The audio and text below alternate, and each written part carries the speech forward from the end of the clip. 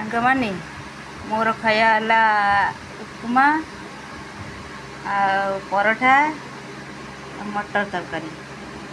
ସମ୍ବର ଅଛି ନୁ ଆଣିବି ଆଉ। ସମ୍ବର ଉପମା ପରଠା ମୋ ଖାଇବା ଆଜି ମଙ୍ଗଳବାର ଉପବାସ, ସେଥିପାଇଁ ମୋର ଉପମା ପରଠା ମଟର ତରକାରୀ ସମ୍ବର ଏଇନା ଆଣିବି ଆଉ।